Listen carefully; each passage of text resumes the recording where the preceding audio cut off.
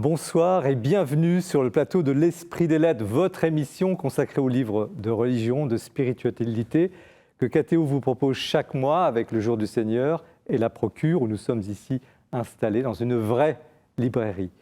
Installés, vous l'êtes dans votre fauteuil et nous allons passer ensemble une très belle soirée. Installés, nous aussi, dans des fauteuils confortables, mais ce soir, nous allons marcher. Figurez-vous que la marche est un lieu d'inspiration, de créativité pour de nombreux écrivains. Nous allons aussi accomplir une sorte de pèlerinage spirituel à travers des pages de la Bible, mais aussi de la littérature à la recherche du divin. Et puis, nous allons faire une sorte de promenade littéraire à la recherche de la bibliothèque idéale. Colette Nismazur, bonsoir. On ne vous présente pas aux téléspectateurs de KTO. Vous avez mené une vie de poète, d'écrivaine, prolixe, méditative.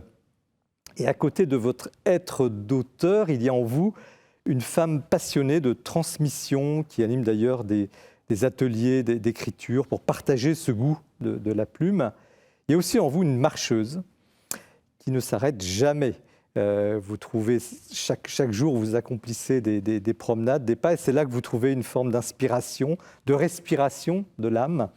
Et ces trois femmes que vous êtes, l'écrivaine, la pédagogue, la marcheuse, sont au cœur de ce livre publié chez Salvator, préfacé d'ailleurs par Alexis Génie, intitulé « Par des sentiers d'intime profondeur », où vous racontez justement cette expérience de la marche dont vous allez nous parler. C'est absolument très inspirant. Florence Delay, bonsoir.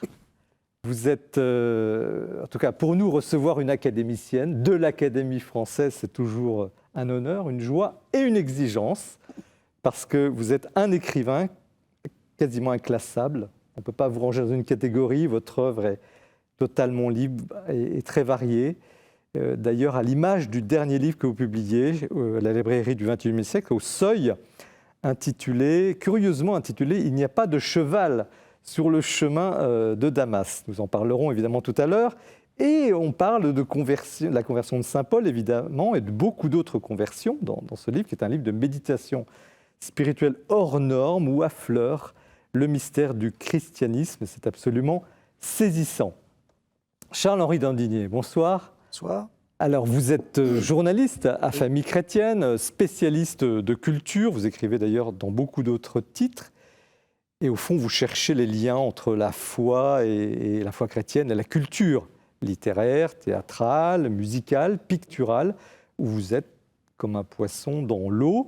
À preuve, donc, l'ouvrage que vous publiez chez L'Artilleur, intitulé « 100 livres pour comprendre le monde », petite bibliothèque pour un catholique d'aujourd'hui. Le pari est tenu, c'est passionnant, instructif, ouvert, non conformiste et non progresse, effectivement, à vous lire dans la compréhension de la complexité du monde, sans s'enfermer dans une seule lecture. C'est à mettre dans toutes les bibliothèques.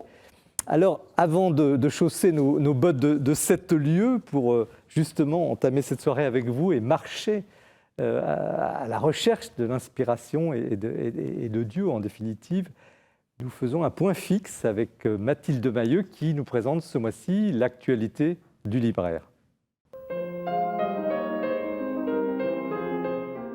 L'actualité du livre religieux ce mois-ci, eh bien, tout d'abord, ce sont 2 ouvrages forts, mais 2 ouvrages totalement antinomiques. C'est le cardinal Robert Sarra qui publie aux éditions Fayard « Catéchisme de la vie spirituelle ». C'est un ouvrage important pour le cardinal Robert Sarra et pour tous les chrétiens. Le catéchisme de la vie spirituelle, ce n'est pas le catéchisme de l'Église catholique, mais bien un catéchisme de la vie intérieure. Ce n'est pas un livre dogmatique, mais c'est un livre éminemment spirituel, mais surtout un livre pratique. Oui, c'est un ouvrage qui nous emmène sur le chemin d'une bonne vie spirituelle.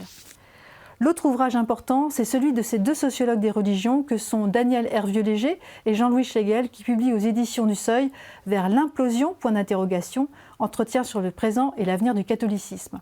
Alors, comme vous le savez, le catholicisme c'est mort, c'est fini. Eh bien, pour ces 2 sociologues, le pronostic n'est pas tout à fait le même.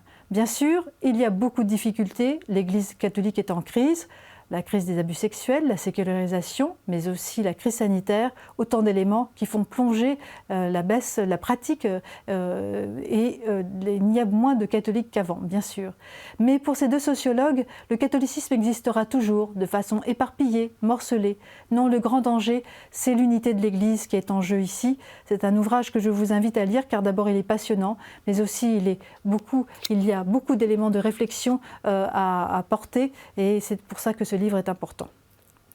Jean-Michel Pauffet, qui est un dominicain, publie un essai que j'ai trouvé extrêmement enthousiasmant, jubilatoire même, « Évangéliser, oui mais comment ?» c'est publié aux éditions du Cerf.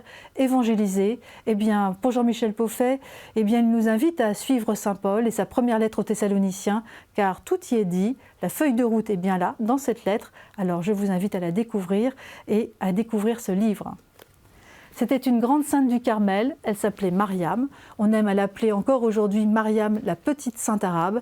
Eh bien, c'est une très belle biographie que nous offre Joachim Boufflet, qui est un historien et qui publie aux éditions du Cerf. Cette biographie qui va faire date et qui va devenir la biographie de référence pour cette toute jeune sainte qui est décédée en 1878 au Carmel de Bethléem. C'est une sainte du Carmel, c'était une grande mystique, elle était syrienne et c'est une très belle figure du Carmel que je vous invite, là encore, à découvrir. Une très belle figure mystique, non pas mais spirituelle, c'est Carlo Acutis, le saint des jeunes, le geek de Jésus, comme on aime à l'appeler. Il est décédé en 2006 et il est déjà béatifié. Ce livre, eh bien, je voulais vous le présenter parce que ce n'est pas que le saint des jeunes, Carlo Acutis, c'est aussi une personnalité qui peut toucher beaucoup d'adultes, comme il a touché Alessandro Deo, ce jeune prêtre italien qui est l'auteur de ce livre, Carlo Acutis, ses intuitions spirituelles aux éditions Salvator. J'espère que vous serez touchés par ce livre comme moi, car Carlo Acutis a une grâce formidable, une grâce qui ne peut rendre personne indifférent. Et puis enfin, pour terminer, Corps fragile, cœur vivant de Cécile Gandon, qui publie aux éditions Emmanuel son premier livre. C'est un coup de cœur, c'est un très beau texte. Cécile Gandon est porteuse de handicap et à travers ces petits textes où elle raconte son quotidien de personne handicapée, elle nous dresse un portrait d'humanité formidable. C'est plein de légèreté, plein de finesse. C'est vraiment un regard tout à fait distancié sur la vie. Elle prend de la hauteur, elle nous fait prendre de la hauteur sur notre humanité. Oui, c'est un véritable chemin en humanité qu'elle nous propose ici dans ce livre et il m'a touchée au cœur. Merci Mathilde pour ce panorama toujours très riche. Colette Nice-Mazur, vous publiez donc dans la collection Chemin d'étoiles, qui est une collection chez Salvator consacrée à des livres de marcheurs, de marcheuses, par des sentiers d'intime profondeur. Avant d'entrer dans ce livre, un petit mot sur vous. Comment vous vous qualifieriez? Qui êtes-vous au fond? Je suis une femme qui est née en Belgique. Je suis heureuse de ma belgitude. Je suis heureusement mariée à un homme que j'aime. J'ai beaucoup d'enfants, de petits-enfants, et j'écris depuis que j'ai appris à écrire. J'ai enseigné beaucoup et j'ai beaucoup aimé ça. D'abord une écrivaine, d'abord une femme, d'abord une femme. Une femme, oui, écrivaine, marcheuse, compagne. Et vous ne cachez pas votre foi chrétienne? Mais non. Mais je ne dis jamais « j'ai la foi ». Je trouve que ce n'est pas un objet qu'on possède, qu'on perd, qu'on retrouve. J'essaie de croire jour après jour. Je trouve que ça me gêne toujours quand on accole le verbe « avoir » avec la foi. Alors vous êtes aussi quelqu'un qui marche. Et c'est assez surprenant parce qu'on n'imagine pas forcément un auteur marcher comme vous le faites chaque jour. Et c'est l'objet de ce livre. Pourquoi ce thème et pourquoi ce livre maintenant? Mais c'est Gaëlle Delabrosse qui me l'a demandé au début du confinement. Et au fond, l'éditrice de... Oui, je ne connaissais pas cette collection. Et puis alors, je connaissais un peu Gaëlle Delabrosse. Et au fond, j'ai trouvé que c'était une bonne idée. Et à ce moment-là, nous étions confinés, mais en Belgique, nous avions 10 km de possibilités. Donc j'ai pu marcher 10 km chaque jour. Mais c'est plus qu'un livre sur la marche. Oui. C'est aussi un livre sur une façon d'être en route, d'avancer en vie. J'aime beaucoup cette idée d'avancer en vie. C'est une chance de vieillir, c'est une chance de pouvoir mettre un pas devant l'autre le plus longtemps possible. Quand on aime la vie, avec ses hauts et ses bas, je trouve que c'est vraiment une très grande chance. On ne sent pas d'amertume chez vous? L'amertume, non, pas du tout, non. J'aime la vie telle qu'elle est, sans l'idéaliser, sans la dramatiser, mais je la prends à plein corps. Qu'est-ce que l'écriture pour vous? Parce que vous racontez vos marches et les lieux de marche. Hein. On ne va pas évidemment effleurer le livre, mais il y a par exemple les gares qui sont des lieux d'inspiration, de croisement. Il y a on imagine les canaux ou là où vous marchez. L'Escaut, le fleuve. Voilà, vous décrivez ça, mais alors il y a la personne qui est en mouvement, la personne qui décrit, qui recherche l'inspiration, et puis à la fin il y a quand même l'écrivain qui le matin, j'imagine, chaque jour, vous écrivez. Comment ça se passe? Tous les matins. Je me lève toujours à 6 heures le matin, j'écris tôt. Oui, je sais pas, j'écris comme je respire. C'est un rituel, Oui, c'est un rituel. Je commence toujours par une lecture. Je lis l'Évangile, je lis des textes fondamentaux, des poèmes, toujours des poèmes. Et puis je vais à l'écriture. Oui. Vous allez à l'écriture? Oui. Ça veut dire quoi? Je vais à l'écriture? Aller à la source, aller à la profondeur. Henri Beauchot, un écrivain belge que j'ai beaucoup et que j'aime beaucoup, je n'emploie pas le passé, disait « La lumière travaille le vitrail, l'écriture, l'obscurité intérieure ». Et je trouve que cette équation est tellement juste. Mais l'écriture, elle éclaire l'obscurité ou elle décrit l'obscurité intérieure? Pas la décrire, mais je crois creuser, mettre à jour, éclairer, s'éclairer soi-même. Je trouve que l'écriture, c'est pas du tout une étymologie, mais je trouve que dans le mot écriture, il y a tellement de choses. Il y a le « et » de « héler », et il y a le cri de joie, le cri de peine, de plaisir, de protestation. Il y a le « tu », parce qu'on s'adresse toujours à quelqu'un, même en soi-même. Il y a des moments où on dit « Oh ma vieille, tu es vraiment bête, enfin tu es idiote ». Il y a ce dialogue intérieur, il y a le du retravail, de la réécriture, parce que moi j'écris 10 fois mes livres. Je trouve qu'il y a un respect du lecteur, donc ce mot n'a absolument rien à voir. J'ai fait la philologie romane, je sais que ça n'a rien à voir, mais je trouve qu'il y a dans ce mot une partie importante de ce travail de l'écriture. Alors, vous êtes statique, vous êtes à votre bureau, j'imagine, je ne sais pas si vous tapez ou si vous écrivez à la main. Je commence toujours à la main et ensuite je transpose. Parce que j'écris de plus en plus mal, alors je ne peux pas me relire. D'accord. Alors l'après-midi, vous mettez vos chaussures de marche et vous allez. Oui. Et pourtant, c'est aussi un lieu d'inspiration pour l'écriture. Oui. Qu'est-ce qui se passe quand vous marchez? Mais il y a tous les mots. D'abord, je connais beaucoup de poèmes par cœur. Je me dis des poèmes à moi-même, et ça dépend si je suis seule ou avec quelqu'un d'autre. J'aime marcher en compagnie, et j'aime marcher en compagnie avec des personnes qui aiment aussi la poésie et qui disent des poèmes. Et alors après, j'ai souvent un carnet sur moi, et je note au passage un mot ou un nom de plante que je croise. Il y a les personnes, il y a des objets, il y a une flaque d'eau dans laquelle il y a... pas moi, un mégot, une liste de courses, une tétine de bébé, et c'est toute une histoire, c'est le début d'un récit. Vous parlez d'écriture charnelle, qu'est-ce que ça veut dire, une écriture charnelle? Alors, quand j'étais jeune, j'ai rencontré un poète belge de grande qualité, Robert Lucien Guérard, et il m'avait dit il ne faut jamais utiliser un mot abstrait dans la poésie, ne jamais dire la solitude, mais faire entendre son pas, faire sentir son odeur, faire toucher sa peau. Et c'est quelque chose qui m'est resté, qu'il faut toujours incarner le verbe. Je vous cite, je vise une écriture charnelle qui se voudrait accessible, oui. De moins en moins d'indices matériels, donc, mais des récits, des écrits. Vous écrivez pour qui? Parce que vous êtes aussi une passionnée, vous animez des ateliers d'écriture, vous aimez... Alors, vous dites bien sûr, l'écriture, c'est l'intérieur, l'intériorité, mais en définitive, le tu, la personne à qui vous adressez, c'est qui? Mais je crois qu'on écrit d'abord pour soi-même, on ne pense pas à un public avant d'écrire. Sauf quand on écrit dans un but, enfin, je travaille avec une association pour ceux qui sortent de l'alphabétisation ou d'une autre langue, et donc là, les règles sont très strictes. Donc là, c'est un peu différent. Mais même comme ça, je commence à écrire pour moi quelque chose dont j'ai besoin, quelque chose qui me tracasse, une quête. Souvent, l'écriture éclaire des points qu'on pressentait, mais sans les voir clairement.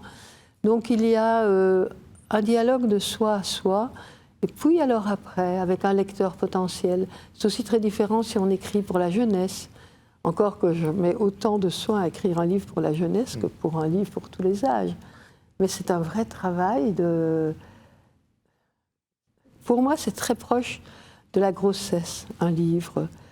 Faire un enfant, le porter, le mettre au monde, le nourrir, l'accompagner. Un livre, c'est la même aventure. Quel conseil vous pourriez donner à vous qui nous regardez, faites la joie et la fidélité de nous regarder, à des gens qui peut-être traversent des situations difficiles? Est-ce que l'écriture peut aider à vivre et à y voir clair peut-être dans des périodes complexes? On vit en plus une période assez difficile. J'en suis convaincue parce que bon, moi j'ai été orpheline à 7 ans. C'est certain que l'écriture immédiatement a été une façon de m'exprimer, pas sur la mort de mes parents, mais tout ce qu'on me proposait comme sujet à l'école. Et je me rends compte que, par exemple, des adolescents, ça peut les aider à faire sortir d'eux-mêmes à la fois ce qui les enchante, ce dont ils rêvent, ce qui les révolte, ce qui les dégoûte. Je pense vraiment que l'écriture, c'est essentiel. Et c'est à la fois un plaisir et une activité c'est du pauvre. Il suffit d'avoir un papier, un crayon, un clavier. Tous les autres arts demandent tellement de matériaux, une toile, des couleurs, du marbre, de la pierre. Je trouve que l'écriture, c'est vital. Je ne comprends pas comment tout le monde ne bénéficie pas, ne met pas dans sa vie quotidienne ce travail d'écriture. Est-ce qu'il vous arrive d'être en panne, de sécher, comme on dit vulgairement? Jamais. Jamais, mais c'est pas mieux que ceux qui ont de la page blanche, c'est pas du tout. Non, chez moi, c'est plutôt le manque de temps. Non, je suis toujours, vous pouvez me mettre tout de suite devant. Je suis bouillonnante d'idées, il y a des mots tout le temps qui m'obsèdent, des scènes que j'ai vues, non? Est-ce que l'inspiration peut venir aussi de Dieu? Mais Dieu est au plus profond de nous-mêmes. Je ne vois pas comment on pourrait dissocier l'un de l'autre. Inspirer, expirer, l'inspiration, la présence en nous. Pour moi, je ne cloisonne pas. Écrire est peut-être une prière? C'est une forme de prière. Mais presque tous les gestes de la vie sont des prières. Ce sont des passerelles. Et je reviens à la question de peut-être la marche, parce que quand même vous en parlez beaucoup dans le livre.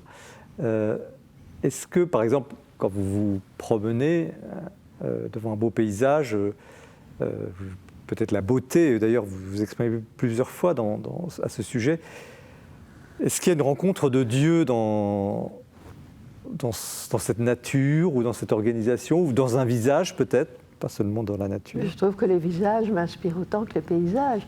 Tout à l'heure, je suis allée en RER du côté de Chatou. Le RER est rempli de visages qui parlent, éloquents. Des visages qui expriment tout. C'est un microcosme. Ah oui, j'aime beaucoup. Ça m'a beaucoup manqué pendant le confinement. Ce côté de rencontres insolites, pas seulement les visages aimés dont on était privé, mais enfin, je pense sur à ce poème de François Villon, Frères humains qui après nous vivaient, mais moi je remplace après par avec nous, qui avec nous vivaient. Je trouve que, enfin, pour venir ici, j'ai croisé pas mal de visages. Et chaque visage raconte une histoire. On l'entrevoit un instant, comme on saisit un mot d'une conversation entre deux personnes qui parlent, qui passent, et on peut imaginer ce qui précède et ce qui suit. Je trouve que tout est... Et quel lien faites-vous? Parce que c'est un peu une forêt, on imagine, on vous suit, c'est un peu comme un tableau impressionniste. Il y a 10 000 touches. Quel lien? Est-ce qu'il y a un lien? Est-ce que vous faites un lien entre toutes ces découvertes, toute cette contemplation que vous avez? Vous évoquiez le RER tout à l'heure, on imagine cette foule de passagers. Bon, vous dites, ils ont tous... Mais y a-t-il un lien entre tout ça? Est-ce que vous demandez un lien en écrivant le livre ou bien en général? Non, après, dans la maturation que vous faites de toutes ces émotions que vous avez engrangées, quel est le lien de tout ça? Alors, je laisse longtemps les choses dans l'informe. Je trouve que si on donne forme trop vite, on châtre le texte. Donc, je commence à écrire dans tous les sens. Et alors, je fais comme des dossiers, si vous voulez. et je sens que tel texte va dans telle partie, et après j'élabore, je construis. C'est vraiment un travail... oui, c'est un peu comme on élève un enfant, on lui apprend à marcher, à manger proprement, à parler, à communiquer, à jouer. Oui, un livre, et chaque livre a son histoire. Ce livre-ci, je l'ai vraiment travaillé vraiment globalement, et ensuite j'ai senti qu'il y avait des sentiers, il y avait des allées qui s'imposaient. Alors on va donner la parole à nos invités. Alors, tout cela est passionnant, et vous lirez évidemment le livre. Et j'aimerais bien savoir comment Florence Delay reçoit cette expérience de quelqu'un qui écrit et qui marche en même temps, qui trouve là une forme d'inspiration. Ça vous dit quoi, Florence Delay? J'aime beaucoup qu'elle marche, parce que j'ai entendu dans beaucoup de poètes le fait qu'ils écrivent, que le poème venait en marchant. Qu'en fait, c'était le pas, l'espace qui permettait au poème. Donc je pense que ça, c'est son côté poète, qui marche et qui trouve en marchant. Et c'est étrange, parce que je viens de lire un livre de Chantal Thomas qui est Journal de la nage. Et j'avais l'impression que je lisais en même temps un journal de la marche et un journal de la nage. Et j'étais plutôt du côté de Colette. Charles-Henri Dandini. Alors moi, j'étais très frappé par ce que vous dites sur l'écriture charnelle. Parce que moi qui ne suis pas poète, loin de là, quand j'écris, j'essaie d'être également concret, d'utiliser le moins possible les termes abstraits, les termes compliqués. Même quand on rencontre de livres philosophiques, la tentation, c'est de s'exprimer comme l'auteur et de de faire son petit philosophe. Il faut essayer de rendre ça accessible et d'être le plus concret possible et d'éviter les grands mots. Donc je crois que ce conseil qu'on vous a donné pour l'écriture charnelle, je crois qu'il vaut pour tous les gens qui écrivent, même les journalistes, surtout les journalistes. Alors la question, au centre de tout ça, il y a quand même la question de l'inspiration qui est absolument fondamentale. Vous nous avez décrit vos lieux et vos sources d'inspiration. Florence Delay, comment vous... Je n'y crois pas du tout. Alors, c'est une vieille lune. L'inspiration, tout de même, quand même. Quesaco. Vous n'avez pas d'inspiration? Non, pas du tout. Oh ben non, quand on vous lit, vous avez de l'inspiration. Mais pas du tout. Il n'y a pas l'inspiration, il y a le travail, l'excitation, la rencontre, etc. Mais l'inspiration, enfin, vous n'y croyez pas, la muse qui se penche sur le... Ah non, pas la muse, mais vous avez des idées quand même. Vous avez des idées qui vous viennent. Elles ne viennent pas de nulle part. Oui, mais je n'appellerais pas ça l'inspiration. C'est un grand mot. On fait des rencontres, on cherche, Non, voilà. Comment vous l'appelleriez? Le travail heureux. Le même mot, travail, hein, oui. Dans le malheur, on écrit... Enfin, je sais que l'angoisse, l'inquiétude, pour moi, ne donne rien. Il est vrai que j'ai toujours été en quête de joie. C'est-à-dire que je pense que c'est le sentiment le plus magnifique qui ait été donné par le ciel. Bon. Mais la joie... c'est pour ça que je pense qu'en marchant comme elle, ou en ayant d'autres activités, on se libère du poids du monde, du poids des choses. Tout ce qui libère se met pour moi à la place de votre inspiration. Oui, mais c'est très juste. Je pense à ce que disait Pascal, l'éternellement en joie pour un jour d'exercice sur la terre. Ouais. C'est magnifique. Hein. C'est d'ailleurs la dernière phase de Mais votre livre. c'est vraiment quelque chose qui m'habite, parce Ouais. que cette opposition entre éternellement et un jour, éternellement en joie, pour un jour d'exercice sur la terre. Je trouve que c'est une incarnation dans le présent de ce vœu profond de joie. Il a magnifiquement exprimé. Oui, oui. Et vous l'avez, en fait, le livre, c'est un peu comme une montagne, il termine sur ce mot, la joie. Alors, la joie, en un temps extrêmement difficile comme actuellement, où la trouver? Est-ce une illusion? Est-ce une fuite? Une fuite. Sûrement pas une fuite, non. Parce que la joie, elle est quand même habitée de toute la souffrance du monde. Mais c'est une vertu, je trouve, d'être joyeux. C'est un exercice spirituel, la joie. Voilà, un jour. C'est le plus beau, le meilleur exercice spirituel. Évidemment, Ignace de Loyola, qui adorait pleurer, ne l'a pas mis en premier. Il comptait ses larmes à chaque office. Bon, mais pour moi, c'est vraiment un cadeau que la vie spirituelle autorise. Il n'y a pas de doute que... bon, je suis tout à fait inconstante, je ne lis pas l'Évangile tous les jours. Mais quand même, chaque fois que je me dis, tiens, je vais le lire, quelque chose arrive qui est joyeux. Je veux dire, on ne peut pas aimer un Dieu qui meurt le vendredi et ressuscite le dimanche sans être joyeux. Charles-Henri Dandinier. Alors moi j'ai bien aimé le côté, d'abord vous dites que la marche est une métaphore de l'existence, et ça frappe tous les gens qui marchent. Je marche pas mal également, moins que vous peut-être, mais enfin... Mais cette joie, cet hymne à la joie, on vient de Oui, décliner quelque alors, chose de magnifique là. Je pense que la marche y conduit certainement. Et puis il y avait aussi ce côté,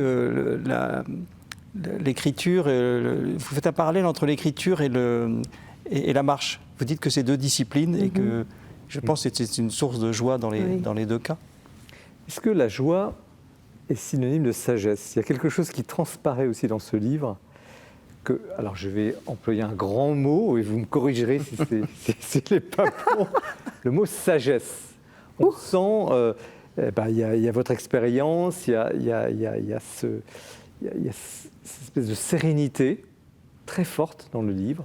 Alors, connaissez-vous la sagesse? Je ne sais pas. Quel serait le secret de la sagesse? Je ne sais pas du tout. Moi, j'ai plutôt une nature anxieuse. Je pense que la mort précoce de mes parents m'a donné une anxiété de base contre laquelle je travaille jour et nuit. Je pense que dans la mesure où on a ce fond d'inquiétude, on construit, on fait des enfants, on fait des livres, on fait des rencontres. Je pense que c'est le terreau, que la joie s'enracine dans une difficulté d'être. Oui. Oui. Non, je suis d'accord. Et c'est la sagesse? C'est un mot qui nous écrase, le mot sagesse. Encore un. Pas Le livre de la sagesse. J'ai beaucoup de mal ce soir. Mais c'est très agréable. Merci de cet échange. Tu me déranges, donc tu existes. Oui, effectivement. C'est peut-être justement quelque chose qu'on ne voit pas assez dans notre société où tout est facile, y compris la joie, mais en fait, non. En fait, non. Il y a la joie et il y a le plaisir, c'est deux choses différentes. Notre société favorise le plaisir. Et la joie, c'est un petit peu différent, c'est quelque chose de plus profond, c'est un état. Puis il y a cette espèce de bonheur formaté qu'on veut nous servir, là, et tous les conseils, Je sais pas, moi, je suis beaucoup plus sensible aux 4 principes des Toltecs, que ta parole soit toujours exacte, ne prends rien personnellement, n'interprète pas, et fais chaque jour ce que tu peux. Moi, je trouve que ces 4 idées fondamentales, pour moi, c'est une forme de sagesse. Oui. C'est tellement simple et fort et exigeant. Voilà, vous avez la réponse à votre question. Plus qu'une question, c'est justement un partage d'expérience. Et là, je me nourris de ce que vous dites parce qu'on est dans une société tellement de fake news, technique, efficace, que cela fait du bien justement de peut-être enfiler ses chaussures, marcher, prendre le temps, lire. Et merci pour pour ce beau livre, Colette Nice-Mazur, donc par des sentiers d'intime profondeur chez Salvatore. Vous avez fait préfacer par Alexis Génie, qui était venu sur ce plateau. Pourquoi l'avoir choisi? Une dernière question. Mais je le connais, je l'apprécie. Je lui ai posé la question, il a dit oui. C'est tout simple. Au fond, Gaël demande qu'on contacte 4 personnes. Oui. Quelqu'un pour la préface et 3 personnes qui nous connaissent, Oui, et qui ont lu le manuscrit et qui réagissent. Oui, qui sont d'ailleurs à la fin Oui, de l'ouvrage. c'est pas ma décision, c'est la demande de l'éditrice. Je peux dire un mot? Je vous en prie. Elle vient de dire une chose très importante, ce n'est pas ma décision. Et je dois dire que ce livre donne un sentiment de grande liberté et on n'a pas besoin d'un Porsche ni ensuite d'une annexe. C'est un peu gênant pour entrer en liberté dans son aventure à elle. Si on passe par le Porsche de la préface, si ensuite on lit le sentiment des autres lecteurs, on se sent un peu moins libre. Oui.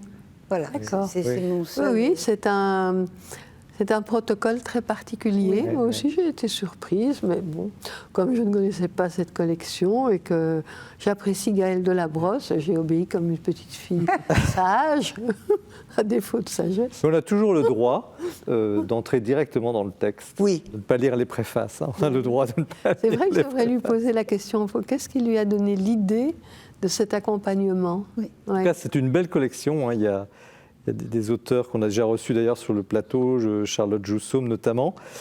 Collection d'étoiles, donc c'est chez Salvatore. Merci mesdames, merci pour cette première partie d'émission. Restez bien avec nous. Nous continuons avec le livre de Florence Delay, mais c'est l'heure du coup de cœur avec Bertrand Deschamps.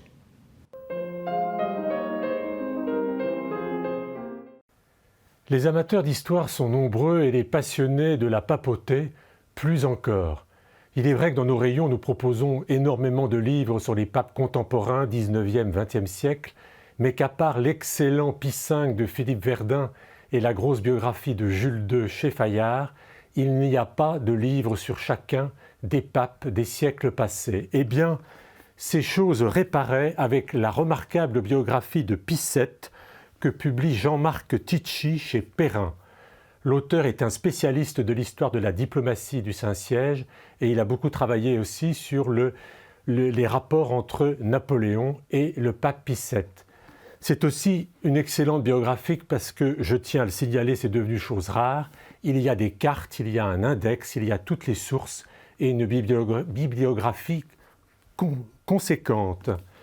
Alors, on sait finalement peu de choses de Pie VII, on le connaît parce qu'on le voit dans le fameux tableau du couronnement de Napoléon à Notre-Dame, et puis que son nom prête parfois à des plaisanteries un peu de collégiens, mais finalement on ne sait pas déjà qu'il a été élu à la fin d'un conclave qui se tenait à Venise et non à Rome, qu'il était bénédictin, issu, comme tous les papes de cette époque, d'une grande famille, les Chiaramonti. On ne peut pas comprendre Pie VII sans le contexte diplomatique et géopolitique de l'époque, toute cette période sur laquelle Napoléon a régné, sur laquelle son ombre a plané sur toute l'Europe. Alors, évidemment, c'est l'homme du concordat avec Napoléon, ce qui est très important pour l'histoire de la France. Et puis, on sait moins qu'il a participé au rétablissement de l'influence des jésuites. Bref, c'est un pape en plus qui a régné très longtemps, puisque pour l'époque c'est beaucoup, il a régné 23 ans.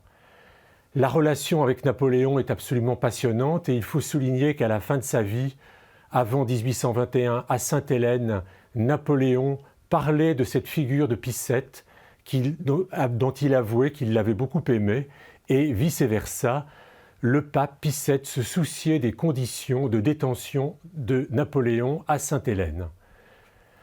Je voudrais finir par un petit pas de côté en cette période des fêtes de la foi, la très belle collection des bandes dessinées Un pape dans l'histoire que l'on doit à Bernard Lecomte. Eh bien, dans cette collection, il y a aussi un Pie VII résisté à Napoléon avec une magnifique couverture qui montre l'empereur seul, de dos, faisant face à la colonnade du Bernin dans la basilique Saint-Pierre. Cette image n'est que pure invention puisque Napoléon n'a jamais mis les pieds à Rome, mais on aimerait qu'elle ait eu lieu parce que tout de même, elle ne manque pas d'allure. Merci Bertrand pour cette évocation. Nous poursuivons l'émission avec le livre de Florence Delay de l'Académie française, intitulé « Il n'y a pas de cheval sur le chemin de Damas ». Donc c'est au Seuil dans la collection La librairie du XXIe siècle. Avant d'en parler, Florence Delay, on vous a déjà un peu vous êtes connue, mais voilà, vous avez déjà un peu découverte dans cette première partie d'émission. Comment vous vous définiriez? Vous êtes un écrivain? Vous êtes femme de lettres? J'ai été un bon professeur. J'ai beaucoup aimé mon métier, mes étudiants. Et j'avais découvert quelque chose qui était de ne pas faire cours sur ce que je connaissais le mieux. C'est faire cours sur ce que je cherchais. Je les mettais au courant tout de suite et on cherchait tous ensemble. Et ça a été des années très, très heureuses à la Sorbonne. C'était d'abord le professeur avant l'écrivain? Non. Non, tout ça va de pair. Le théâtre, la lecture, les livres. Je vais vous dire, pour moi, écrire, c'est avant tout lire et traduire. Et c'est lire et traduire qui donne envie d'écrire. Et quand on traduit, on a l'impression d'écrire. Et ces activités, pour moi, sont étroitement liées. Et j'aime bien qu'elles soient mariées. Et si je n'avais pas lu, je n'aurais jamais écrit. Qu'est-ce que ce livre, petit livre mais grand livre, représente dans votre œuvre? Depuis un certain nombre d'années, je suis hors genre. Si vous voulez, transgenre. C'est-à-dire que j'écris des livres qui ne sont pas qualifiables, qui sont inqualifiables. Je ne peux pas dire, c'est roman, essai, etc. Et ça me rend très contente. C'est-à-dire que ça me donne de la liberté. C'est toujours ce qu'on cherche en premier. Et là, avec cette histoire de cheval, je ne pensais pas en faire un livre. Oui, je me suis rendu compte qu'il n'y avait pas de cheval sur le chemin de Damas. J'ai été voir sérieusement dans les Actes des Apôtres la conversion de Saint Paul. Il n'y a pas de cheval. Alors ça, c'est incroyable, parce qu'en vous lisant, j'ai relu 2 fois ce que vous avez écrit, je suis allé vérifier, parce que je n'y croyais pas. Ah, vous voyez. Bon, alors voilà. Mais quand même, de là en faire le titre du livre, pourquoi ce titre? Je le trouvais bizarre. je le trouvais... parce que cette négation faisait immédiatement apparaître le cheval. Parce que pour dire qu'il n'y a pas de cheval, il fallait que le cheval soit dans la tête. Et effectivement, on a je ne sais combien de tableaux admirables qui représentent la conversion de Saint Paul, Paul chutant de cheval. Alors, pourquoi les peintres ont été des grands...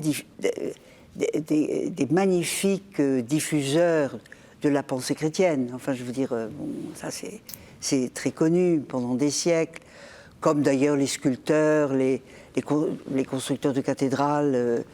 Bon. Et les peintres ont imaginé beaucoup de choses, dont ce cheval.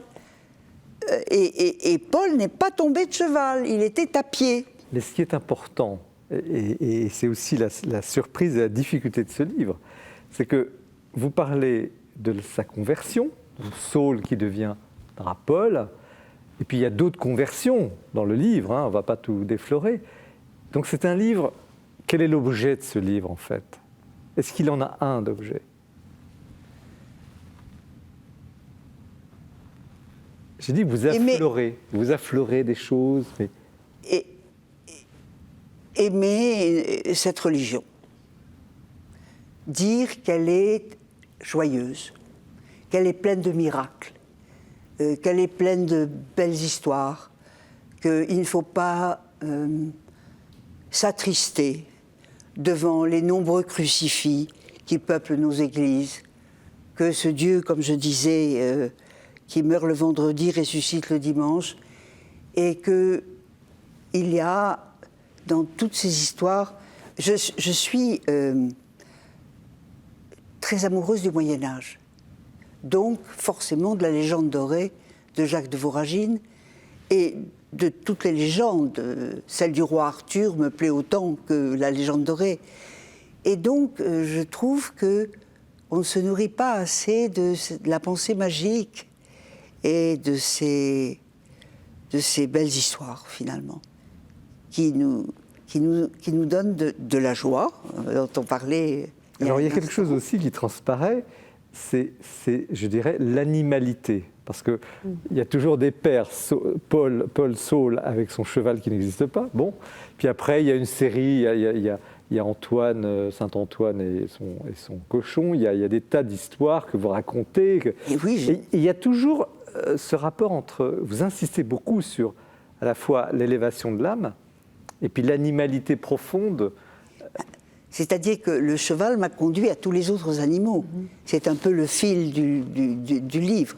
Je ne suis pas allée vers les sommets. Je suis restée à terre et j'ai rencontré tellement d'animaux. Le taureau de l'un, l'aigle de l'autre, le chien de l'un, etc. Et je me suis dit, c'est quand même une présence de compagnons. Mais ce sont plus que des compagnons. Qu'est-ce que cela veut dire? Est-ce que ça veut... Parce que vous illustrez aussi la tension. Comment est-ce que ce corps, qu'il soit animal ou le corps de l'homme, est domptable ou indomptable? Les passions par rapport à la conversion, la question de la conversion. Est-ce qu'il y a là quelque chose que vous voulez illustrer précisément? Que cette joie dont vous parlez, elle passe aussi par une lutte, peut-être une lutte spirituelle? Parler des athlètes, l'athlète de Dieu ou... C'est-à-dire que j'ai pas vraiment traité le sujet. Pardon, mais enfin...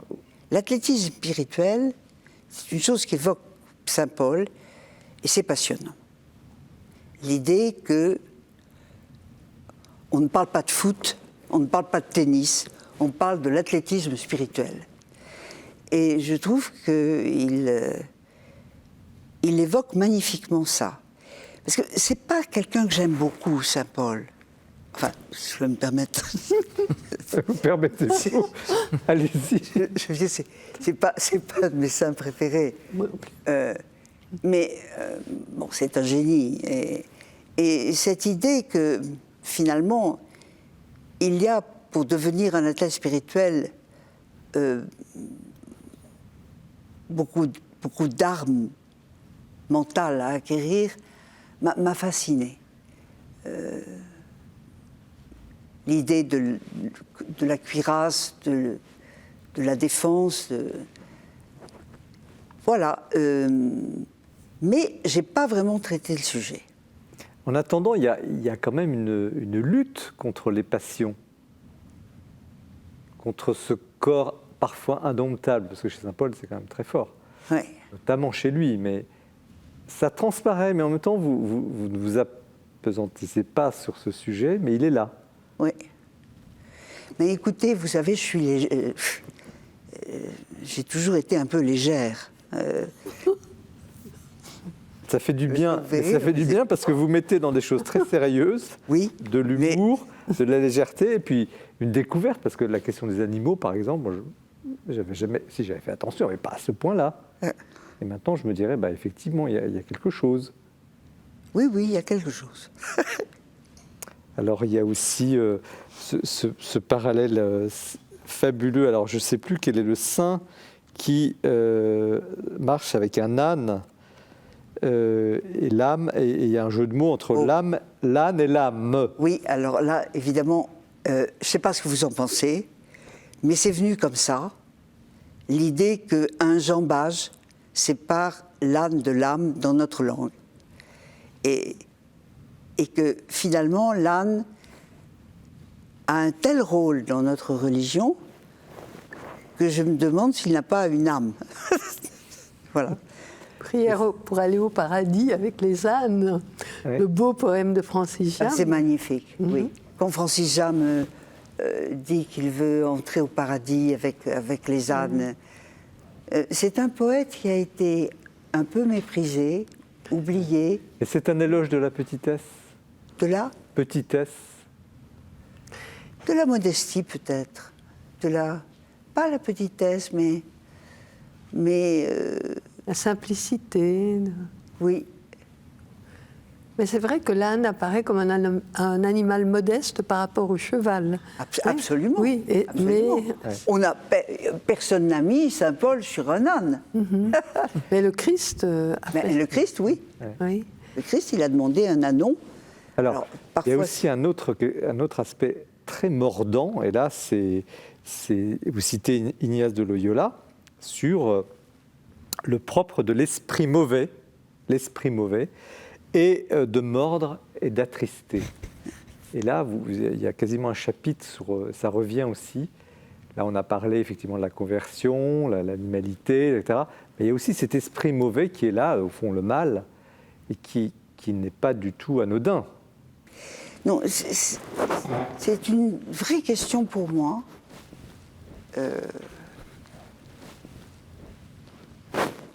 Je ne suis pas toujours heureuse dans une église. Il y a beaucoup de raisons de s'attrister, ce que je déteste. Et je pense qu'un de nos devoirs aujourd'hui, c'est de redonner aux offices et au fait d'entrer dans les églises un certain bonheur. Un peu perdu. Voilà. Quand je compare avec les messes de mon enfance, ou ma grand-mère qui allait d'un pas joyeux à la cathédrale dès qu'elle pouvait, bon, un peu moquée par la famille, mais voilà, je regrette un peu une certaine tristesse qui règne. On la dissipera, Mais peut-être qu'elle va de pair avec une certaine laideur. La religion a besoin de beauté, comme l'art. Et la beauté n'est pas suffisamment présente. Et dans les chants, et dans les homélies, et dans les représentations dans les églises. Il faut faire revenir la beauté. Merci Florence Delay pour cette évocation. Colette Nismazur, qu'est-ce que, vous avez déjà un petit peu dit, mais qu'est-ce que ce livre vous inspire ? J'ai été captivée dès les premières lignes. Il y a une entrée comme ça en matière, incisive, ferme. Enfin, c'était impossible de lâcher la bride. J'aime beaucoup monter à cheval. Donc, ça m'a beaucoup intéressée. Et tout le temps, cette référence à la peinture, à l'art, à la poésie. Il y a une liberté d'allure et en même temps un fil rouge qui conduit le livre. Et le fil rouge, vous le situez, vous ? C'est certain que j'ai été frappée par la présence des animaux. Ça m'intéressait d'autant plus que j'ai un jeune ami qui a fait tout un travail sur les animaux dans l'œuvre de Joseph Delteil. Et donc, j'avais l'attention attirée. Oui, c'est un des fils rouges. Et puis, il y a ce sens du conte. Au fond, dans le Christ, dans les évangiles, il y a tellement de paraboles, tellement de récits. C'est du même ordre où l'imaginaire se donne libre cours et fait référence à notre vie profonde. C'est une métaphore magnifique de la vie essentielle, la parabole. Florence Delay ? Les histoires, finalement. Il dit, Jésus parle par parabole, pourquoi ? Est-ce qu'il pense qu'une histoire ira plus profondément en nous qu'un enseignement ? Et ça, c'est très passionnant. Charles-Henri Dandinier, comment vous avez reçu ce livre ? Alors, il y a effectivement les animaux. Vous parliez de fil rouge. L'un des fils rouges, c'est la poésie également, qui est très, très présente. J'ai beaucoup aimé vos pages sur Max Jacob, oui. qui est un poète que je connais mal, qui est plus très connu actuellement. Et ça m'a donné vraiment envie de rentrer dans son œuvre, de la découvrir. Ah oui, parce que c'est magnifique. C'est une très très belle figure et vous en parlez de manière très attrayante. Et de son lien avec Reverdy aussi, qui est un de mes poètes préférés. Et qui est très peu connu, ce lien. C'est quand même très étrange. C'est vrai. Oui. Vous racontez la conversion de Max Jacob. Je lis quelques phrases que vous citez. Il y avait quelqu'un sur le mur, il y avait quelqu'un sur la tapisserie rouge, il y avait sur mon mur un hôte. Je tombais à genoux, mes yeux s'emplirent de larmes soudaines. Conversion fulgurante. Là aussi, c'est comme Paul, comme ces étranges conversions. Et j'ajoute, parce qu'on ne peut pas le cacher, que le Seigneur, qui connaissait ses goûts, lui avait envoyé un ange très beau. On ne peut pas Mais oui, simuler. mais oui. Il a souligné son élégance, l'élégance de l'ange. Oui. L'élégance de l'ange. Alors, l'ange, la conversion, il y a un autre sujet, une question fondamentale dans le livre, c'est la question du salut. Parce qu'il y a un chapitre qui ne vous aura pas échappé. À la fin, vous racontez un mythe égyptien assez extraordinaire du jugement dernier. Oui. Et cette scène, alors, extraordinaire, où il y a une balance, on pose l'âme du défunt sur une balance. Sur une balance. Et qu'est-ce qu'on met sur l'autre? Une plume. Une plume. Et ça, c'est pour moi, quand j'ai découvert le jugement selon les anciens Égyptiens, le jugement dernier devant Osiris, le dieu blanc, et que, au fond, était digne d'entrer définitivement dans l'éternité avec le soleil, celui dont le cœur était aussi léger qu'une plume, j'ai trouvé ça admirable. Parce que nous, dans cette religion catholique, le poids du péché est tel que penser que la légèreté peut vous sauver, j'ai trouvé ça magnifique. Que ton cœur soit aussi léger qu'une plume. Et j'ai trouvé que c'était un enseignement magnifique et qui pouvait nous faire du bien. Oui, parce que c'est vraiment se délester des amertumes, des rancœurs, des ressassements. Voilà. C'est vraiment délester de tout ça. Oui. Oui, c'est très très beau. Charles-Henri Dandinier. Oui, je trouve que vous avez un style qui est assez léger dans le bon sens du mot. C'est-à-dire qu'il n'y a aucune lourdeur, il n'y a pas de... Mais sur ce thème du salut, Oui. de cette espèce de dépouillement final, je vous cite, le salut par la légèreté du cœur est le plus beau cadeau des anciens Égyptiens. Et, enfin, moi, je l'ai vécu un peu comme une découverte. Je connaissais mal cela. Et j'ai trouvé ça, pour le coup, une parabole extraordinaire. Oui. Je serais l'auteur d'une parabole. Vous avez retranscrit... Oui, c'est une parabole. Oui, oui. Non? Oui, c'est une parabole. C'est un mythe presque. Oui, mais c'est justement, oui. ce n'est pas chrétien.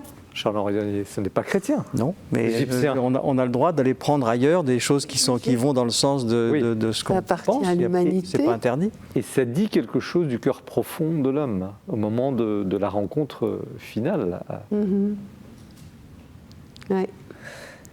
Écoutez, personnellement, je suis assez âgée.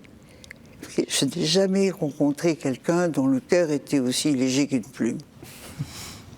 J'espère le rencontrer, mais franchement, je crois que c'est un rêve.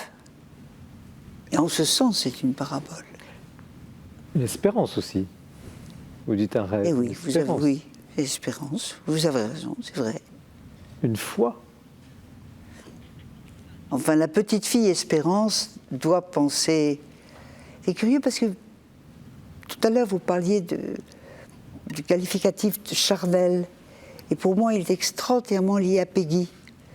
C'est vraiment Tout à fait lui d'accord. qui a... Il emploie très souvent ce mot et il le laboure comme ça à sa façon. Oui. Oui, je suis très touchée par ça aussi. Alors vous évoquez Peggy, et puis vous êtes là tous les trois ce soir, et vous êtes, on va voir tout à l'heure avec le livre de Charles-Henri Dandinier sur, au fond, ces grands écrivains catholiques, mais pas que. Est-ce que vous êtes des écrivains ou écrivaines chrétiennes, des chrétiennes écrivains? Est-ce que ça a à voir Est-ce qu'il y a une culture chrétienne? Ou est-ce que Ça c'est fait un toujours faux rigoler, problème? cette expression, c'est comme si j'allais chez un boulanger chrétien ou si Voilà, c'est ça. je demandais à un plombier chrétien. Enfin, je trouve ça ridicule. Ça me fait penser aux écrivains médecins. C'est trop drôle. Parce que Mais pourtant, vous êtes quand même, vous partez de quelque part. Vous n'êtes pas en apesanteur. Vous avez une culture, vous avez une foi. Oui, mais comme tout être humain, on ne peut pas vivre sans cette flamme et de l'espérance et de la foi et de la charité. Il me semble que c'est universel, on ne doit pas s'approprier. Florence Delay? moi, je la fais passer en contrebande souvent. Contrebande. Et alors Dans certains de mes romans, et c'est à la fin des temps ordinaires ou Trois désobéissances, je la fais passer comme ça. Par, je ne sais pas, si c'est par amour du jeu, non. Par amour tout court, j'aime bien l'idée que brusquement on découvre que ça a à voir avec la foi. Bon, oui. En tout cas, merci Florence Delay pour cette magnifique ce chemin, cette marche, cette espèce de pèlerinage sur le mystère, au fond le mystère chrétien que vous abordez avec beaucoup de tact, vous affleurez ce mystère. Il n'y a pas de cheval sur le chemin de Damas. Nous poursuivons l'émission, restez bien avec nous, avec le livre de Charles-Henri Dandinier, 100 livres pour comprendre le monde. Mais Jean-François Rode nous a préparé un portrait de quelqu'un dont on a beaucoup parlé récemment. Vous allez voir tout de suite.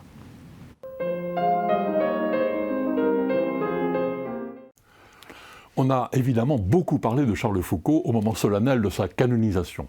Mais il ne me paraît pas inutile, peut-être même au contraire, de sortir quelques livres essentiels pour mieux comprendre et se mettre les idées au clair. Et donc je vous propose ma sélection à mes risques et périls pour que vous soyez vous-même, vous fassiez vous-même votre propre opinion. En 3 parties. D'abord, les biographies, parce qu'évidemment, la vie de Charles de Foucault est tout le contraire d'un long fleuve tranquille, donc les biographies sont particulièrement importantes. Il me semble qu'aujourd'hui, celle qui fait autorité, c'est celle de Pierre Sourisseau, Charles de Foucault, 1858-1916, chez Salvatore. Pierre Sourisseau est un des meilleurs connaisseurs de Charles de Foucault, il a travaillé toute sa vie. Et voilà un travail magistral, précis, complet, vraiment une œuvre de référence.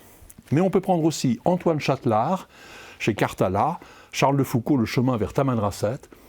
Antoine Châtelard est lui-même petit frère de Jésus, il a vécu à Tamanrasset, et il sort un peu quelquefois de l'hagiographie pour mieux suivre les étapes de la vie de Charles de Foucault et la profondeur un peu de sa démarche.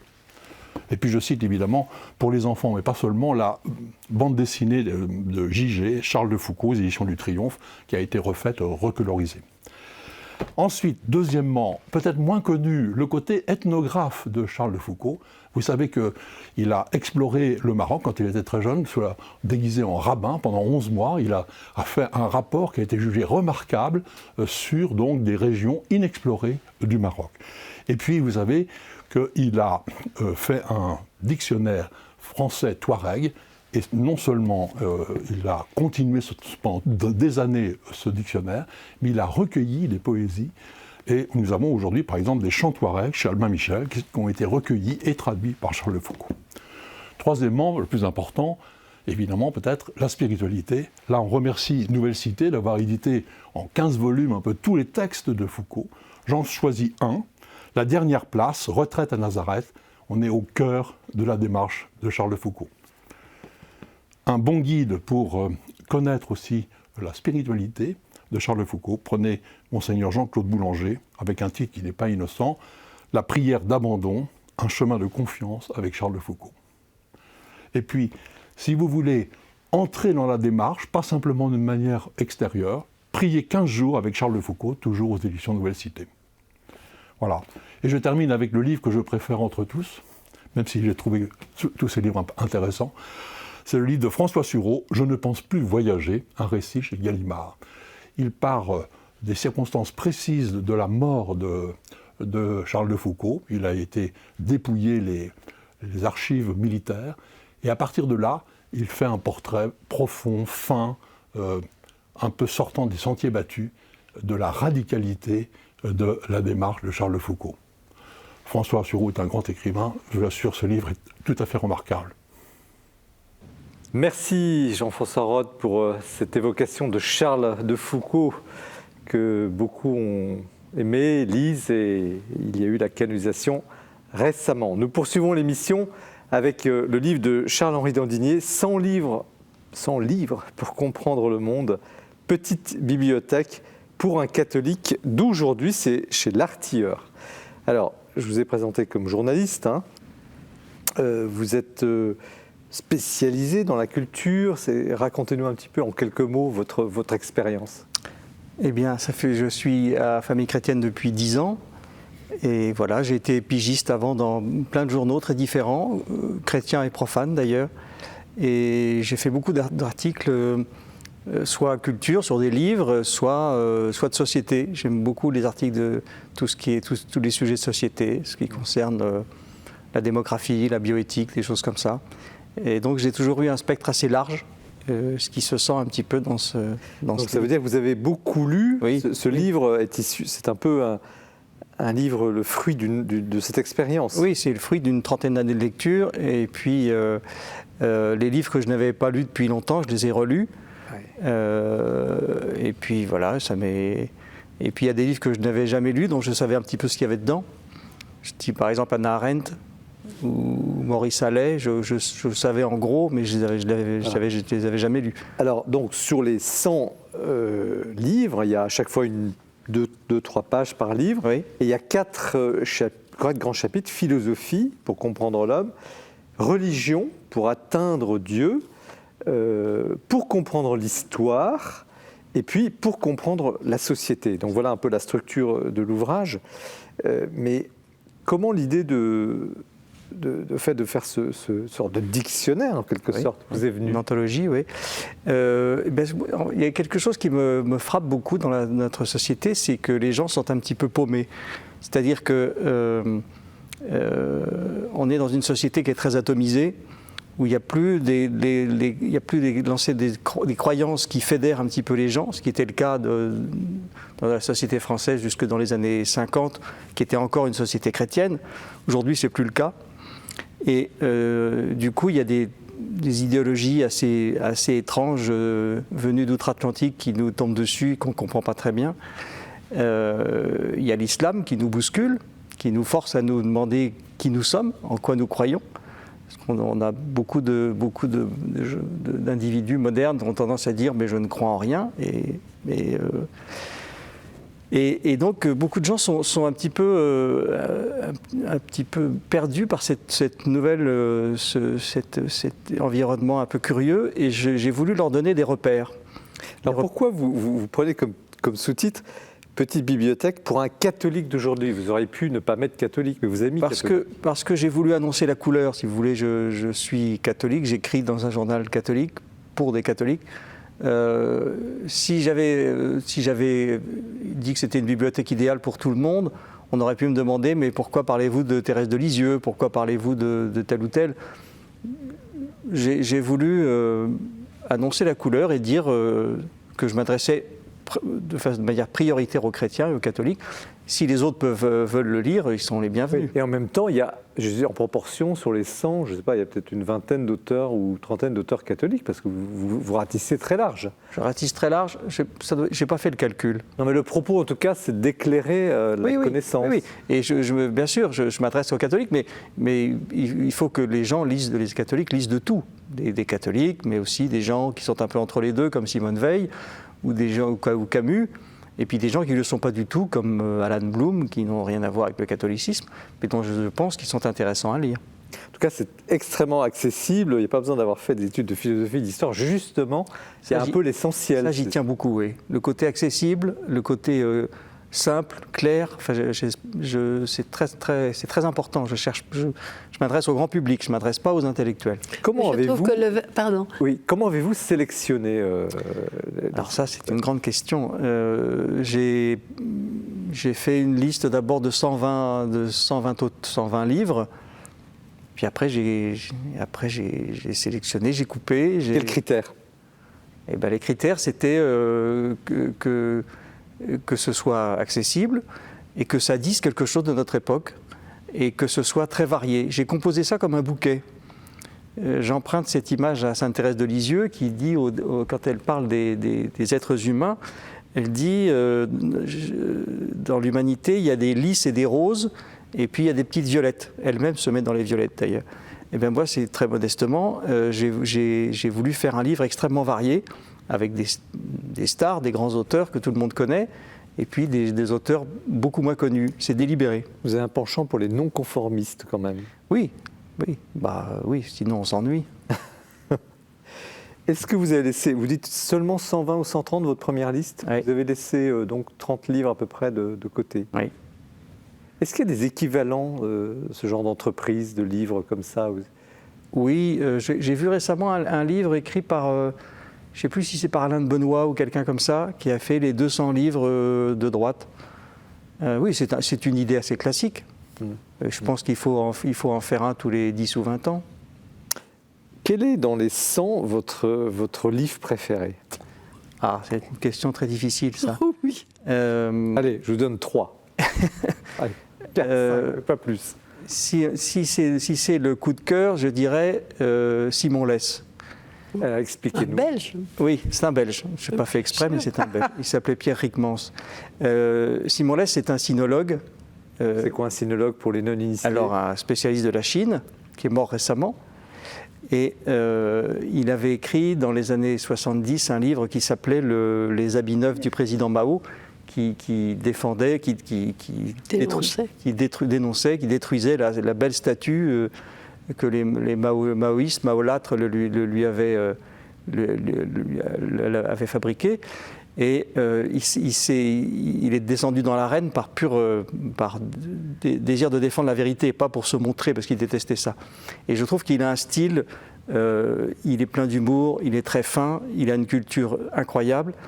Et là, il parle de Chine, il parle de mer, et puis il fait de la critique littéraire. Et quand je le lis, je me sens comme avec un ami. Ce qui est assez présomptueux, parce qu'il n'avait pas la moindre idée de qui j'étais. Et si vous partiez sur une île déserte, Oui. quel livre vous prenez avec vous? Alors, un des plus nourrissants, c'est celui de Simone Veil, L'Enracinement. Pourquoi ce livre-là? Parce que d'abord, j'aime beaucoup Simone Veil, qui est dans le moins qu'on puisse dire, et qu'elle est non-conformiste. Et puis, donc ce livre était ça se voulait une espèce d'introduction à une déclaration des devoirs. Il y a une déclaration des droits, mais il faut une déclaration des devoirs. Et elle constatait que le travail dans notre civilisation avait perdu complètement sa signification et qu'il fallait retrouver un vrai sens au travail. Et c'était comme ça qu'on redonnerait des racines aux gens. Elle connaissait très bien la question, parce qu'elle, vous savez qu'elle a été ouvrière chez Alstom et chez Renault, ouais. Alors qu'elle était philosophe, elle était professeure de philo, qu'elle n'était pas du tout faite pour la vie, pour le travail manuel. Elle en a beaucoup souffert. Elle a travaillé aussi comme vendangeuse en Ardèche, chez Gustave Thibon. Et donc elle avait une expérience charnelle, on y revient, du travail. Et elle disait qu'il fallait retrouver le vrai sens du travail pour que les gens retrouvent leurs racines spirituelles. Et si vous aviez, vous êtes initié, vous avez tous lu, si par exemple vous aviez à conseiller nos amis qui nous regardent, les 2-3 livres absolument indispensables? Alors je ne sais pas, il y a Rémi Brague par exemple. Rémi Brague qui est vraiment un grand esprit, qui a le livre que je conseille, c'est celui sur l'Europe, mais enfin on peut en nommer plein. Et sur l'Europe, il dit des choses passionnantes. Il dit l'Europe au sens historique et culturel du mot. Et si on veut comprendre l'Europe, il faut lire l'Europe, la voie romaine de Brague. Ça me paraît le meilleur des conseils. On l'avait reçu d'ailleurs, Rémi Brague. Alors, Bon, tout ça, justement, c'est intéressant cet échange parce que c'est un peu l'image du livre, parce qu'on passe d'un thème philosophique à un thème historique, à un thème religieux, bien sûr, et c'est la richesse de cette approche. Mais vous, en ayant lu tout cela, quel est votre diagnostic au fond de la société dans laquelle nous sommes? Quels sont les points majeurs, les points votre analyse profonde en quelques lignes de ce que nous traversons et quelle réponse pouvons-nous trouver dans ces livres? C'est un petit peu ce que je disais au départ, c'est-à-dire que nous sommes dans une société qui est atomisée, anomique, sans valeur ou sans valeur commune, où chacun se fait sa petite truc à sa sauce. Et donc, on est dans une société individualiste. Une société individualiste, c'est un peu un oxymore, parce qu'une société, par définition, c'est un corps. Si chacun est un individu, une monade isolée, on n'est plus vraiment une société. C'est un peu ce qui se passe. Et du coup, il y a un État énorme, très très surpuissant, qui s'est instauré pour essayer de créer un peu de lien. Et plus les gens sont individualistes, plus l'État est fort, plus les gens sont isolés. Voilà, votre question c'était au fond, votre diagnostic fondamental, et au fond, pourquoi vous écrivez ce livre en définitive? Pour que les gens s'y retrouvent. Je crois c'est un éloge de la culture, c'est un éloge de la lecture. C'est un peu ce que dit François-Xavier Bellamy, donc, que je cite également. C'est-à-dire que la culture est devenue une option, et la culture n'est pas une option. Il faut absolument avoir des connaissances historiques, philosophiques, sociologiques, pour comprendre le monde, pour s'y retrouver. Ne serait-ce que quand vous avez des idéologies comme le wokisme, par exemple, venu des États-Unis. Le wokisme, définissez-le. C'est très compliqué à définir. En quelques mots, allez. C'est la pensée décoloniale. C'est encore du jargon. C'est-à-dire, c'est la fin de l'universalisme, soit chrétien, soit républicain. C'est-à-dire que chacun est défini par son appartenance à la communauté noire, à la communauté homosexuelle, à la communauté ceci, cela.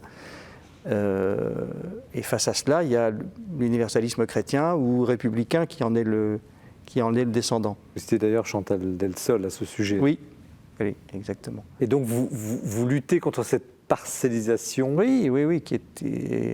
Et donc il faut que chacun retrouver ses racines. C'est pour ça qu'il y a une partie historique qui est assez importante. Et c'est très important de savoir qui nous sommes, savoir d'où nous venons, pour savoir où nous allons. Donc, il y a beaucoup, je cite par exemple pas mal de grandes figures historiques qui sont à mon avis indispensables à connaître, qui sont des modèles. Et la question religieuse, qui est quand même un quart du livre, est-ce qu'elle est dans cette vision que vous faites une sorte d'architecture de la connaissance à travers ces livres? Oui. Est-ce que la question religieuse, elle est un peu comme juxtaposée, ou est-ce qu'elle est quelque chose d'essentiel à ce monde que vous... Sans livre pour comprendre le monde. Comment vous la situez? Non, je ne crois pas qu'elle soit juxtaposée. Je crois qu'il y a d'abord la philosophie. C'est un peu comme dans les études de séminaire. On commence par des études de philo, et puis ensuite on fait la théologie. Je crois qu'il faut d'abord se former sur un plan philosophique, et littéraire et historique. Et puis ensuite, la théologie va emprunter des éléments, notamment à la philosophie, pour pouvoir essayer d'approcher le mystère de Dieu. Mesdames, comment recevez-vous cette somme? Parce que c'est quand même une somme, c'est un travail considérable quand on imagine la lecture, l'analyse, la structuration. Colette Nice-Mazur. Je suis toujours frappée de la générosité de la vulgarisation. C'est un beau mot, vulgariser, c'est rendre à chacun, au peuple, son bien. Et je trouve que ce rôle de passeur est essentiel. Par contre, j'ai été gênée qu'il y ait si peu de femmes. J'ai fait le décompte, il n'y en a pas beaucoup. Sur les 100 livres, la parité n'est pas respectée. Oui. Et je me suis demandé pourquoi. Oui, mais quelle femme? Il n'en manque pas. Il y a Sainte-Thérèse de Lisieux, il y a Simone Veil, il y a Karen Blixen. Sainte-Thérèse de Lisieux, elle en vaut 10.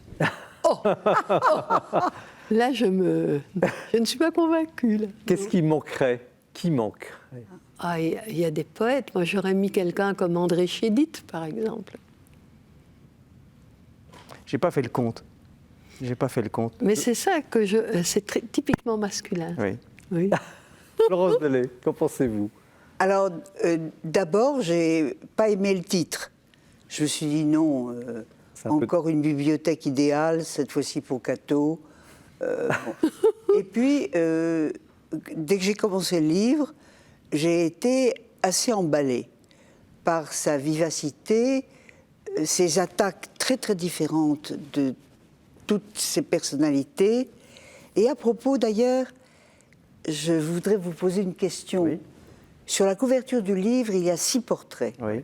J'en ai identifié 4, à savoir Bernanos, bien sûr, Benoît XVI, Simone Weil et Houellebecq. Bon. Anna. Et 2, je n'ai pas su qui c'était. Orwell. Orwell au Orwell. centre. Orwell et Élie de Saint-Marc.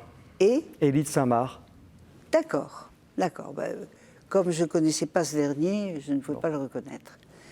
Et j'ai appris beaucoup de choses, et même sur les gens que je connaissais très bien, sauf sur Jeanne d'Arc. Alors ça... Voilà. Bon, mais chaque fois j'ai appris beaucoup, et puis j'ai aimé votre liberté et votre sûreté d'analyse. C'est un livre très, très riche, très généreux, et pour moi, la moitié des auteurs étaient inconnus.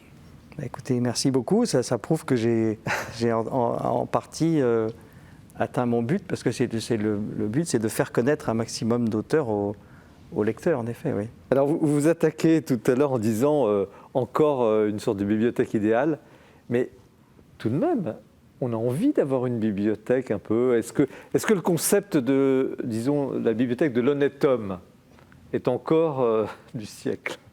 Est-ce que c'est encore quelque chose ou est-ce que c'est Il n'y a plus d'honnêtes hommes, il n'y a que des honnêtes femmes. Bon. Est-ce que la bibliothèque de l'honnête femme et de l'honnête homme est un mythe, est une sorte de luxe pour, je ne sais pas, quel bourgeois qui se rêverait intellectuel, ou est-ce qu'au contraire, il y a dans une bibliothèque, j'imagine que chez vous, je sais pas, il y a d'avoir des livres, beaucoup de livres, et le plaisir d'une bibliothèque. Alors, qu'est-ce que c'est qu'une bibliothèque, en fait? Une bibliothèque, c'est avant tout une bibliothèque individuelle. C'est très difficile d'imaginer une bibliothèque pour tous. Je crois que nos goûts, notre personnalité, nos faveurs, nos haines, c'est pour ça que ce genre de livre est formidable pour nous enseigner. Mais dire qu'on va tous les acheter pour les mettre dans sa bibliothèque, non. Je pense que la bibliothèque de chacun, c'est son miroir. Il y a un aspect personnel, bien sûr. Ouais, c'est pas normatif, vous n'avez pas l'ambition non, c'est une proposition, et puis je sais que les lecteurs achèteront 1, 2, 3, 4 de ces livres. De fait. Oui. Il faut d'abord acheter votre livre. Oui, bien sûr. Bien sûr.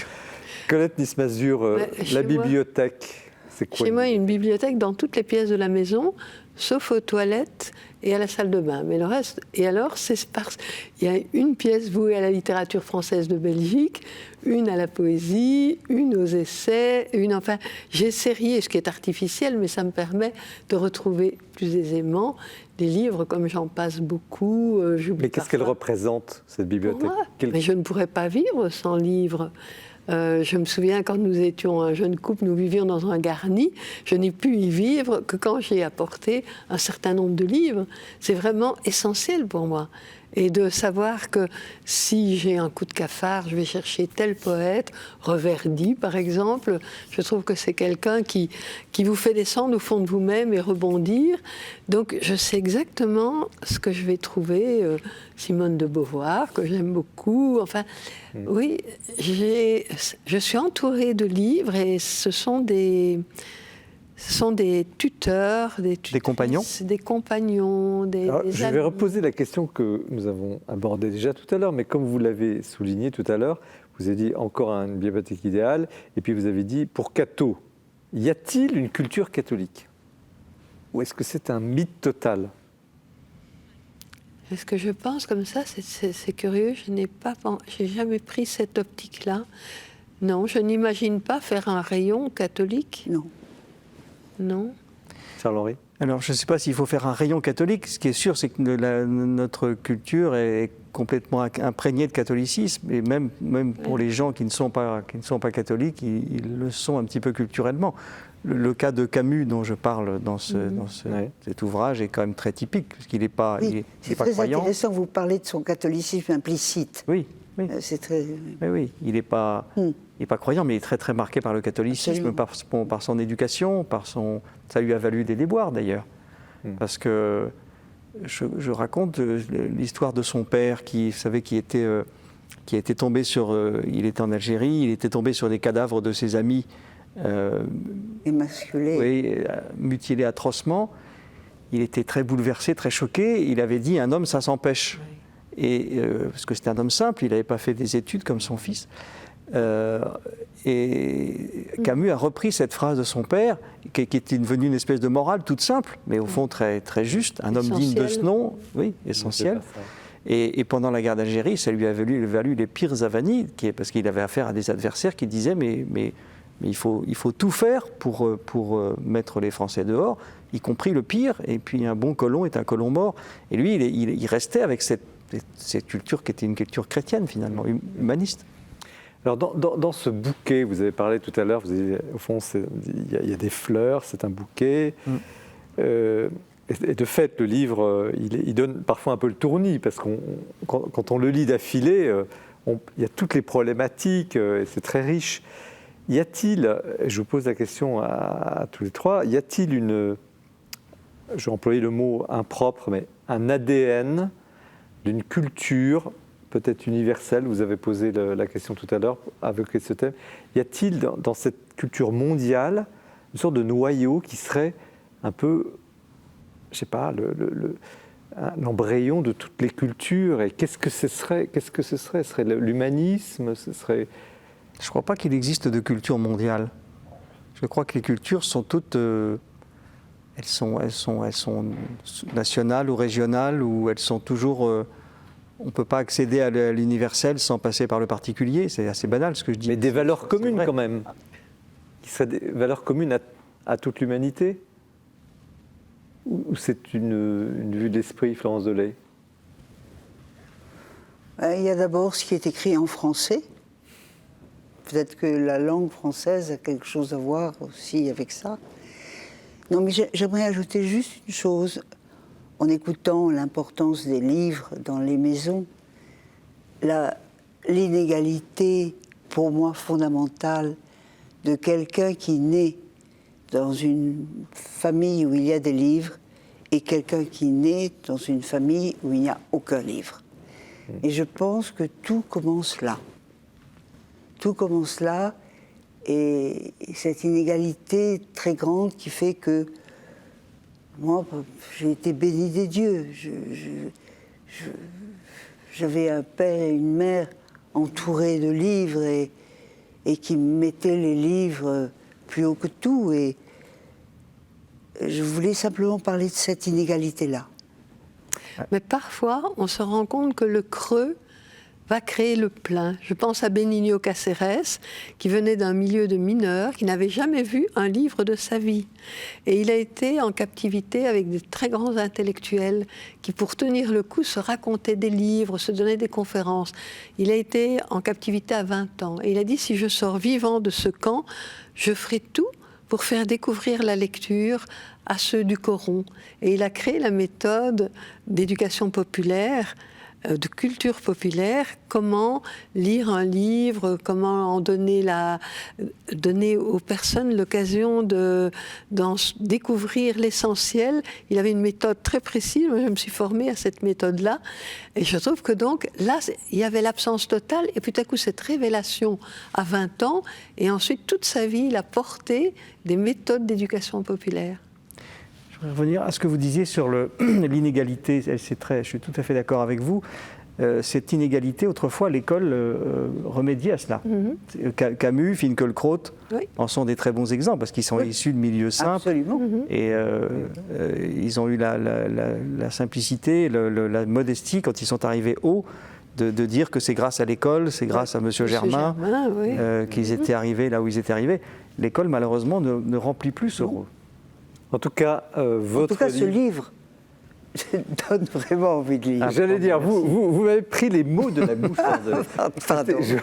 Non, je vous en prie, c'était la conclusion, parce qu'effectivement, ce Oui. livre, 100 livres pour comprendre le monde, petite bibliothèque pour un catholique d'aujourd'hui, mais on peut l'enlever, on peut le mettre entre parenthèses Oui. pour voilà, celui qui veut, trouvera en tout cas vraiment de quoi lire, évidemment, de quoi réfléchir et se nourrir, comme ce soir. Donc merci Charles-Henri Dandinier, donc c'est édité chez l'Artilleur. Comme ce soir, vos livres nous ont nourris.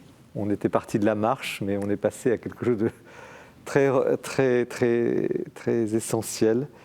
Avec vous, Florence Delay, il n'y a pas de cheval sur le chemin de Damas. On va les vérifier aux éditions du Seuil. Merci Colette Nice-Mazur. Par des sentiers d'intime profondeur, chez Salvatore, intime profondeur. Ça sera le mot de la fin de cette émission qui je vous l'avais dit au début, s'annonçait belle et qui est décidément très très belle. Merci à vous trois. Merci. De cet échange, de cette richesse, de cette liberté que vous nous avez donnée et dont on s'inspire. Et merci de votre attention, merci de votre fidélité à cette belle émission. N'oubliez pas d'en parler autour de vous. L'Esprit des Lettres, nous nous retrouvons dans un mois. Vous la retrouvez sur KTO, sur Le Jour du Seigneur, sur le site de la Procure.